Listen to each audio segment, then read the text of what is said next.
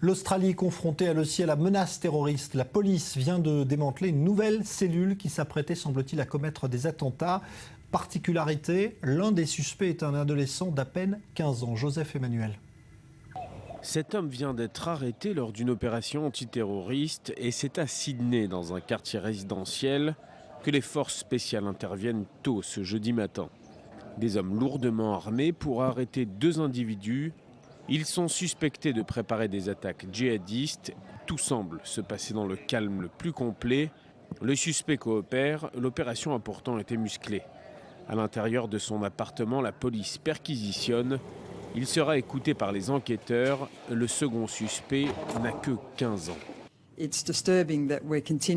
est inquiétant de voir des adolescents dans cet environnement. Un garçon de 15 ans est impliqué dans une infraction très grave. C'est inquiétant aussi pour l'application de la loi et cela devrait préoccuper tout le monde. Cela fait plusieurs mois que l'Australie est en état d'alerte et ce pays continent a beau être loin de tout, il n'est pas épargné par les djihadistes.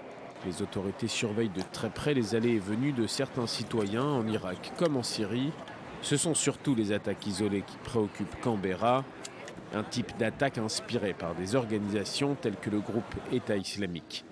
L'Australie a renforcé son état d'alerte antiterroriste il y a plus d'1 an et une série d'opérations antiterroristes ont déjà eu lieu. La plus récente prenait place en octobre dernier, à la suite du meurtre d'un employé de police. 4 personnes étaient arrêtées au cours de raids coordonnés menés par plus de 200 policiers dans plusieurs bâtiments. Selon le gouvernement australien, 6 attentats ont été déjoués en Australie au cours de l'année écoulée. Ces dernières arrestations interviennent 1 an après la prise d'otage commise dans le café Lindt à Sydney.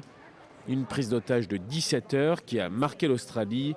Le preneur d'otage était un homme né en Iran et se revendiquant de l'islam. 2 otages avaient perdu la vie dans l'assaut des forces de police. Cet épisode a marqué un tournant dans la lutte de l'Australie contre le djihadisme. L'opération antiterroriste de ce jeudi matin s'inscrit dans la droite ligne de ce durcissement.